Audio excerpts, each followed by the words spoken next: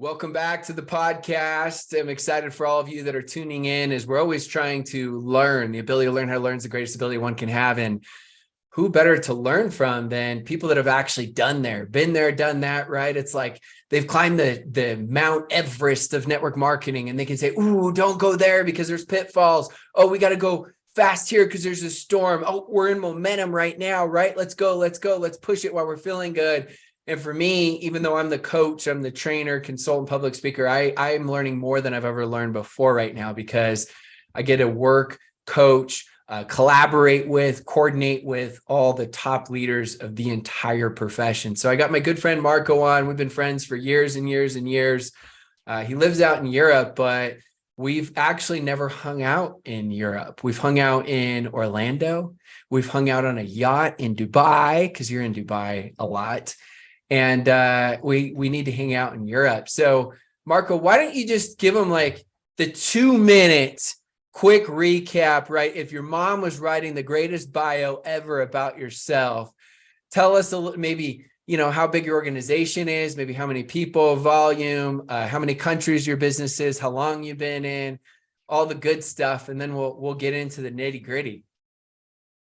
Thanks for having me, Rob. Thank you very much. And thank you for everything you do for the profession. And my mother would probably say he's an amazing guy. But I've been in the profession. I started 20 years ago. I was involved for 1.5 years. And then 15 years ago, a little more, January 2009, I was living in Sweden, working for a big newspaper, daytime, and I was playing football, soccer for Americans. Yeah. I was a goalkeeper in second division, which was trainings every night, games, weekends. And I wanted more of life. That's where I was. And I took a new look at this profession, January 2009, and made a decision that I need more passion in my life. I need to do something that can give me more freedom than this job and the football thing. So I decided that there and then I'm going to be using this vehicle to create financial and time freedom. That was what I was thinking back then, right? And I went full-time October 2009. So now it's 14 years. This coming October, I've been doing this full-time, and hundreds of thousands of customers later, total over the years, not active at the same time. Here we are. That's crazy. And you travel constantly. How many countries would you guess your business is in? Today, our customers in a little more than 60 countries. I love that. And obviously a lot of you are tuning in, you're like, we're not even open in that many countries. But I love how he uses the word customers, because that really is the lifeblood of this business. That's what it's about. Old school. If you remember, I know you remember, Marco, because you started before me. I started in 2008 and went full-time then. You started before then, and I know you came back. But old school, anytime someone got a customer, it was like, customer. No, like people were allergic to customers, which never made sense to me or the outside world. But I did follow it. Truth be told, I followed what my mentors taught me and did it the wrong way. Like they taught me, right? We all had to learn together. Been there, done that. And we had to learn that, when you're in momentum, that can work. But the second you're out of momentum, you're only as good as your customer base. So with that said, whether you're tuning in right now and you have an international business or you don't, I still think it's important to understand this, because as Stephen Covey says, begin with the end in mind. And eventually, there's a high likelihood that your company will expand internationally. So what would you say? How does one build internationally? How much is offline? How much is online? When do you travel, right? Because I've made all the mistakes. I remember flying all the way out to Argentina. I used my points that I had saved for 7 years on credit cards, right? I know it's embarrassing. And I went back there in my early days, and I'm going to have thousands of people sign up. And my meeting had, I think, 10 people at it. And it was a really tough learning lesson. It's different driving a couple hours and you're bummed out because there's only 10 people, but flying across the country, you think it's going to be big just because it's a different country, right? It sounds big. And it didn't really work out like I had hoped. So learn from my mistakes. Maybe Marco can give us some good advice on what not to do and what to do to build an international business. I mean, I think that's a classic, Rob, especially in the old days before we Yeah. built mostly online, right? I mean, also so many destinations I flew into. I remember 12 years ago when I was starting to building in the States. Of course, I flew over to Florida way before I had a group that was active. One guy wanted to build. I flew over just because I was too eager to build US right back then. But I would have to say today, of course, it's 2023. Today, the classic old network marketing saying, act locally. Act locally, think globally. I think it's still relevant to a point, yes. But today you just log into your iPhone or Android, or whatever you use, and you're global, right? Yeah. So today I think, for my taste, because of course working today is 99% online, but it's still interesting to see, especially after the last years, how eager people are. It's so much more effective offline now than even a couple of years ago. I can see after the last years, people are so eager because we feed off energy, right? But to build internationally, today, it's just reaching out to people online, right? And start a conversation, meet them on Zoom to build their relationships. So basically how I built it globally today is just do what I would do offline. That's what I do online, right? With people, reaching out, meeting them on Zoom, building the relationship, and then take it in from there. So I think it's very simple today because everybody's more international than in the past, right? And what would you say as far as, and I like that because you simplified. I think a lot of times people make it way too complicated, right? Like, what do I need to do? And it's honestly networking. I mean, before online, they used to tell us, if you know 7 people, you know the entire world. And I really wasn't sure if that was true.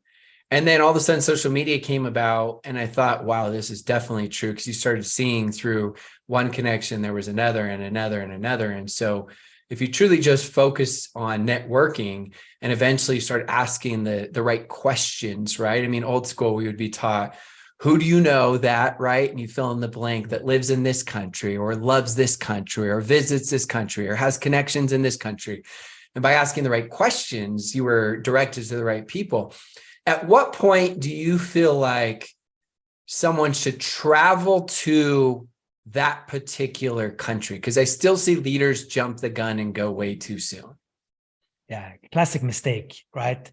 But I think there needs to be a target. For example, if I start somebody, we say now in a 5-hour flight away, another country or state, if you're in the States, there should be a target. For example, if I start you today, Rob, there should be at least, okay, when you're 6 people in your team that are willing to put 30 people in a room or 40 people in a room or a certain target like that, or you hit the first 2, 3 ranks. And then, because I think, of course, for longevity, you need to take it offline at a certain point to build the glue, which is the relationship. Mm-hmm.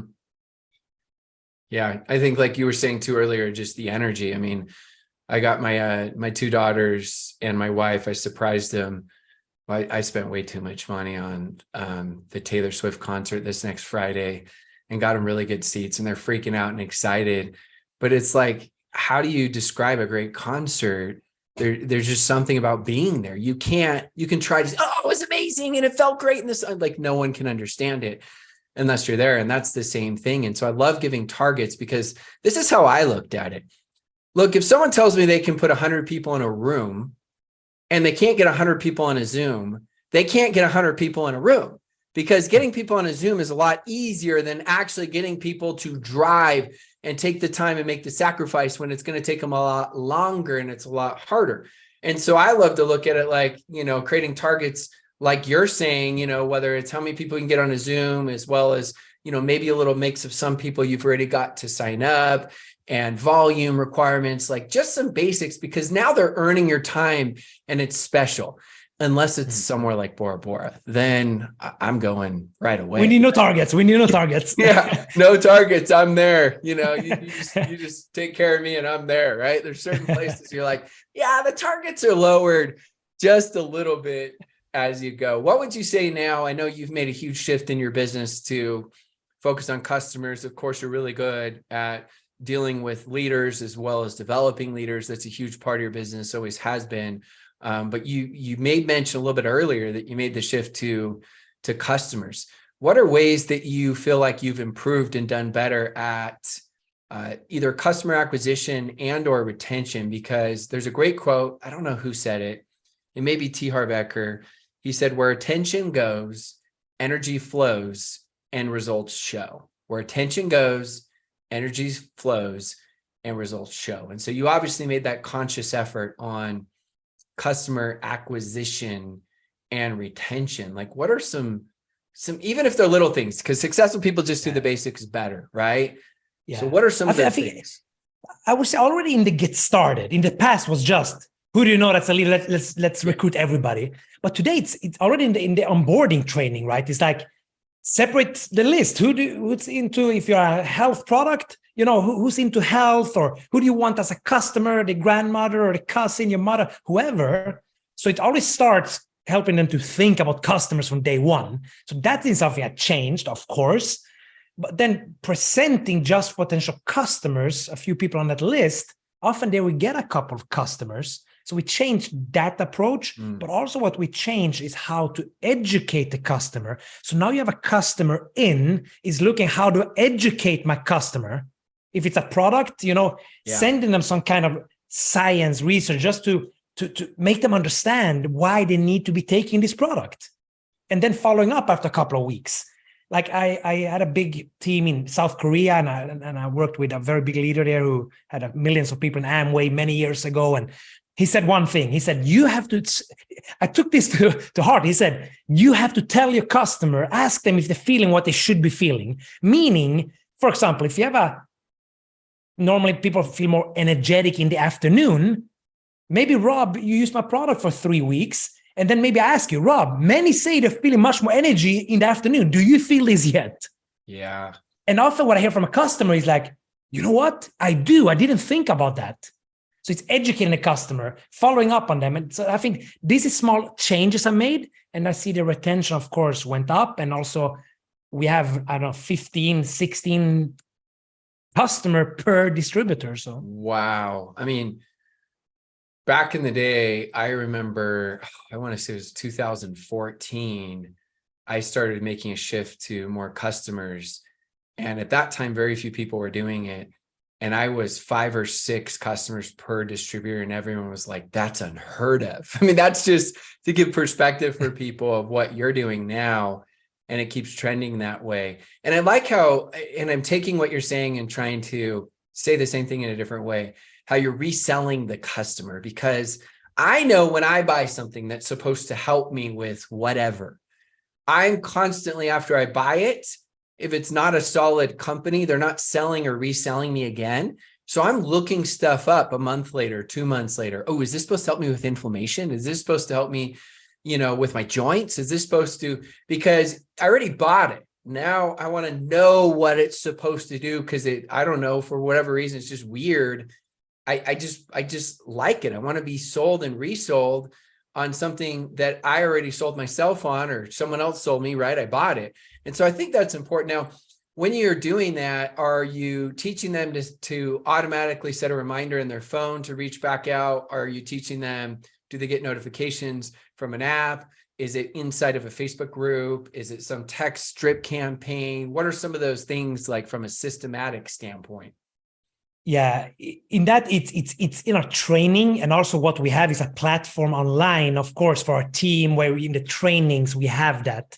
Sadly, not the automated message that they get. That's something, of course, we're also looking at how can we automate all of those things as well, because people need that reminder. So we're not perfect there, absolutely not. But still, numbers showing we're doing something right. Yeah. So we have it in the training, but to automate it is next level for us as well, right? How do we make sure the partner after 3 weeks get this message to follow up? So that's something we need to take to the next level, of course, as well. Well, what's amazing is you're in 60 countries, you know, your ratio of customers to distributors or builders, and how well you're doing. And you just said, well, we also need to do this. And I think that's one of the main points for everyone that's tuning in. Everyone's just so hard on themselves and they try to make everything perfect. And there's always more. There's always more to add. There's always more to do.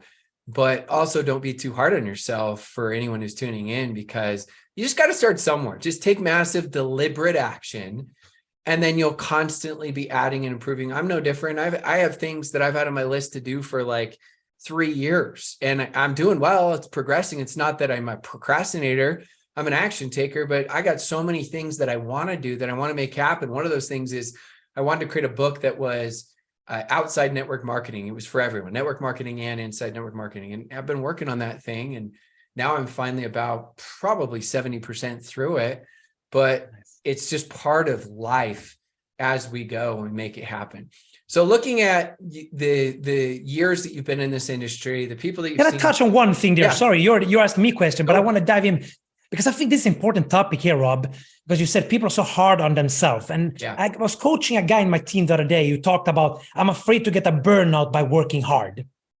And he asked my opinion on burnout and stuff. And I told him, I believe if you're too hard on yourself, and in my language, I would say, depends on if you build this with a negative push, anxiety filled. I have to hit this target now. If I don't hit this target, I have anxiety. That's a negative push. Yeah. Then you can work 5 hours a day and get a burnout because it's so much stress to it.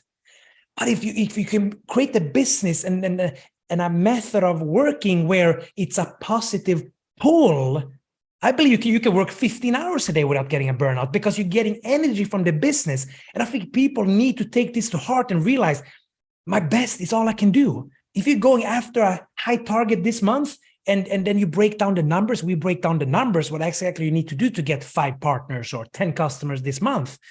Okay, Rob, this is your goal. We broke down the target, the activity level target you have. You know what, Rob, if you do what you said you're going to do when it comes to activity level, it's okay if you miss your target. Yes, we're going to give it all we got.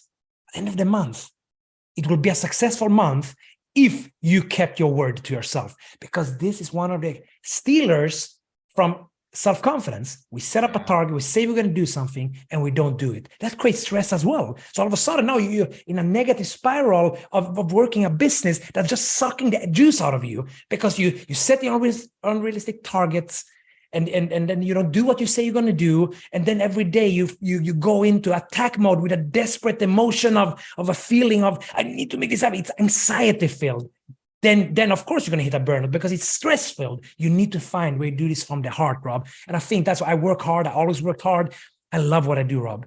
Every day I go in. Do I do mistakes here? Absolutely. Could I be better at automating certain things? Absolutely. But no, where few people will have a chance against me if starting a new person, building a relationship and building leadership out of them, because I'll invest the time in that individual, because I do this from my heart, where I know I'm doing them a favor by prospecting them. I'm doing them a favor by educating them. And I know if they follow what I say, they will not only become a successful person here, they will be even more important, Rob, fulfilled human being.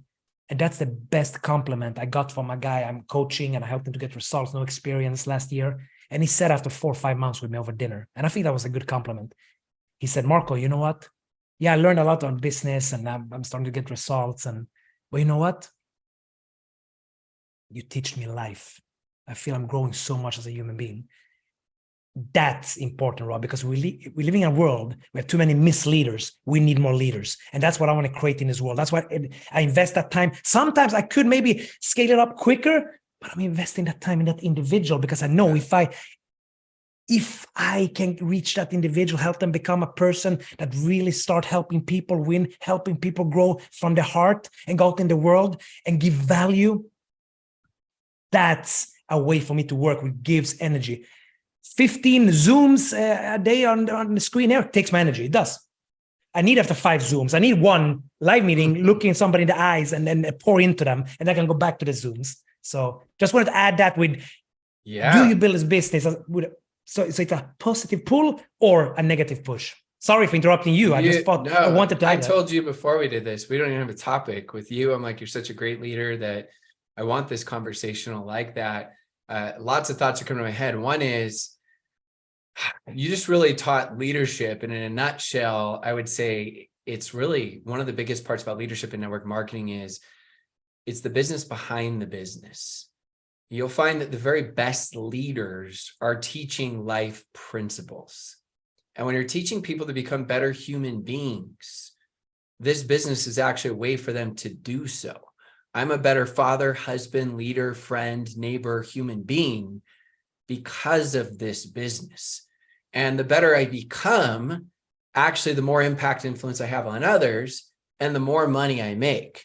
So how cool is that, that I get to make a lot more money for becoming a better person? Now, the better I become, the more I realize I got a long ways to go. And I know this life is going to be a constant journey of progress, but that's what you want. And I know that can scare a lot of you, because a lot of you will feel some self-sabotage come, and you'll feel imposter syndrome that you're not ready. Guess what? As Marco said, and I've said, we're all going to make mistakes. You can just own up to your mistakes, own up to your successes, own up to who you want to become, and you're becoming, and people will follow that. I mean, look at some of the greatest leaders in the world. We could go through many of the greats that have had massive issues in their personal lives, whether it's Steve Jobs or one of my heroes, Martin Luther King Jr. Most people don't know that, but he had some massive personal issues, and he's one of my heroes. So just know that you're not going to be perfect. Nobody is, right? There was only one person that walked this earth that was perfect. And so you can chill out a little bit as you go. And so I think that's so important for just the business behind the business. And as far as burnout goes, Marco just described it. It's perspective. It's all perspective. If you're begrudging network marketing because you were short on your bills by a couple $100, you can get a job. Just be grateful that network marketing's offsetting a lot of it, as well as giving you hope for future things. And when I traded that little expectation, as Tony Robbins says, trade your expectations for appreciation, it made such a difference for me, because then it was everything I get from network marketing is extra. It's extra. I'm getting there. It's like dessert, right? When you start treating it like dinner, sometimes it's not enough at the beginning. And so I started treating it like dessert, and eventually dessert just got so big and so great that, it was dinner as we go. I know you've seen a lot in your days. And so I want to really finish with this question. We can dive deep into this, but when you've seen those that have succeeded inside your organization over the course of years, and you've seen those that have failed, I'd love to hear what you feel like the people that have had success versus the people that have failed, maybe the biggest difference. Because I know you've seen all different ages. You've seen male, female. You've seen people with massive educational backgrounds, some with none at all, right? And you've seen varying levels of success and failures from all of those different people.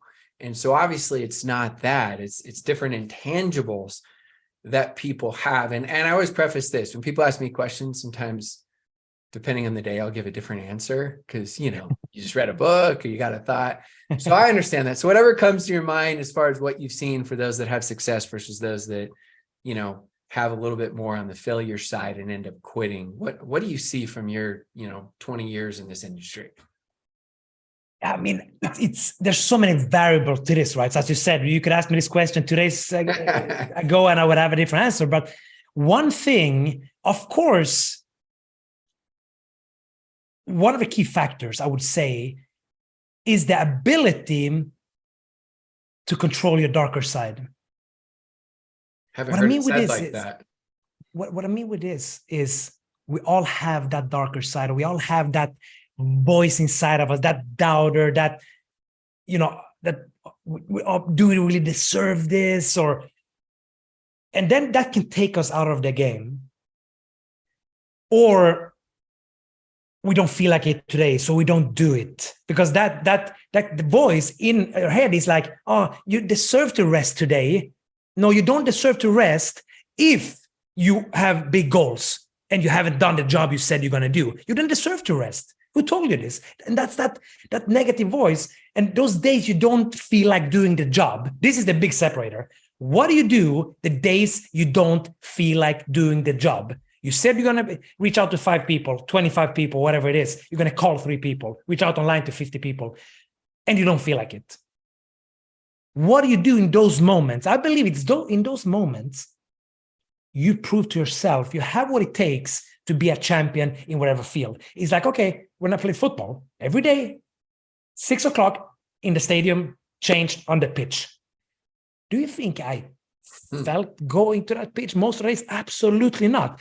But it's not about, oh, do I feel like this? I don't feel like it. I'm really tired. No, it's the ability to be clear on what I want, clarity in what I want, create that plan, and then stick to that plan and understand that habits plus time equals results for good and bad. So I would say that, Robbie, to break it down, I mean, there's other factors for long-term success. That's something else. But to get the results, it's about knowing where I want to go, how to get there, but that ability to just stick to the training schedule, no matter what you said you're going to do, no matter how you feel this day. Yes, life will always come in the way, but are you taking the actions you need to take today to get to where you want to be tomorrow? Yes or no? It's that simple. You can feel sorry for yourself. Life happens. This happens to everybody. Did you go to practice when you said you're going to go to practice or not? That was in football. There was not like, oh, I don't come practice this week. No, then I don't play. And so I brought the same mentality to business. That's why I thought, for me, I got the results because I stayed consistent. I was terrible in the beginning. First list, I burnt everybody. I made 44. I decided, 09, I'm going to go full time. And I did the job, but I made $40 the first month. Second, I stayed consistent. I made 100, but I just made one commitment. I'm going to do minimum 7 business presentations per week for 1 year. Then I know. And I just stick to it. My friends laughed at me. My father ridiculed me. I just made that commitment and I stick to it. So do you do what you said you're going to do even when you don't feel like doing it? That's one of the biggest separator out there. You know what? You don't even know this, which is so great. A guy that's worth over $100 million asked me, what does it take to be successful? And I gave all these answers that I thought were pretty good. And he said, no. And he said they were good, but he said, that's not it. And he said, what you just said there, do what you say you're going to do when you say you're going to do it. And I like how you added in there, even when you don't feel like it, because that honestly is the difference. That's the difference. You could study it many different ways. There was the most common denominator of success was an essay. A guy spent most of his life writing it. And he said, it's that the successful people do what others aren't willing to do. And he said, it's not that they necessarily like doing those things.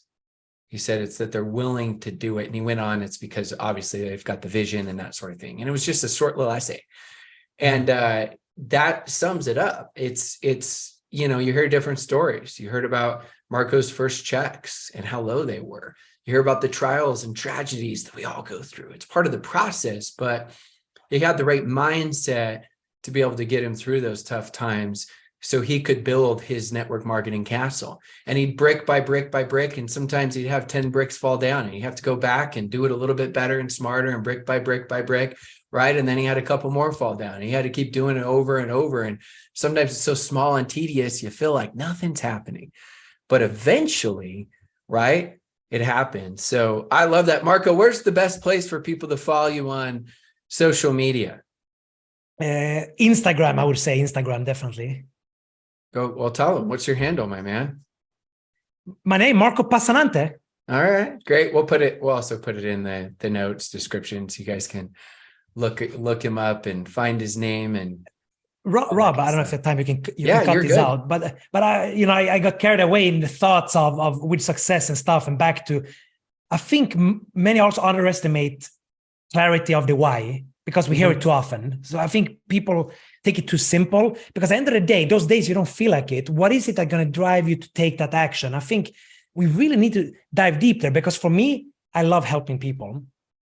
But if I say I do and I don't do I really then? I can say, oh, I want to help people. Yeah, but if I'm not helping people every day, do I then really love helping people? So if I say I do and I don't do I then really? I don't know. Here's I like that. You and I think so similar. It's just fun to hear different ways of saying things. I told you, I'm always learning, man. I'm the one learning the most. One of the questions that I pose sometimes in my masterminds that cuts people like right to the heart, I ask them, is your why a lie? For that exact reason. Because if it's not, why are your actions not matching your why? What's missing? What's the missing ingredient? Is it lack of belief in yourself, in your company, in your products, in the industry? Because let's fix one of those beliefs if it's one of those. Because, at the end of the day, as Ralph Waldo Emerson says, what you do speaks so loudly, I cannot hear what you say. Right. And so, going back to that, it's just such simple things. And I remember for me, I mean, for the why, I had the definiteness of purpose, and I would read that all the time. I had it on the opposite side of my shower so I could read it. I had it in my office. Then I had like a different little affirmation that I wrote in my notes, and my wife didn't even know about it for 10 years because I was so embarrassed, truth be told.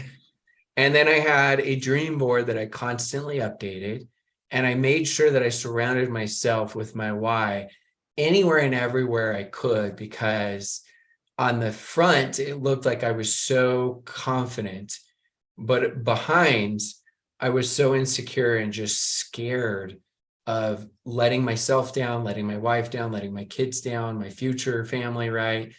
And that's why I had to constantly, I mean, I would read my little mini affirmation statement sometimes 6, 7 times a day when I started. I just look at it and it would remind me of my purpose. And so, yeah, I agree, right? It's like, oh, your why, and people hear it over and over again, but constantly challenge it and push it, because you get it strong enough, then it's a lot easier to deal with the little mini failures and rejections. They become simply learning lessons and little teeny bumps in the road, right? Absolutely. Well, my man, it's been a ton of fun. I hope I get to hang out with you soon in a different country or continent. Can't wait, Fred. Yeah, we'll Thanks be for having doing me. it for sure. And thanks everyone for tuning in. If you guys can, we always love it if you can leave a review. Marco, that's one of the things about books and podcasts. Maybe you're the same, I'm the same. I didn't realize till I started doing it. Even when people love it, very few, you get like a small percent that do. So if you'd be willing to do so, we'd appreciate it. Share it with your teams, and let's just keep leveling up this incredible profession and making things a little bit better.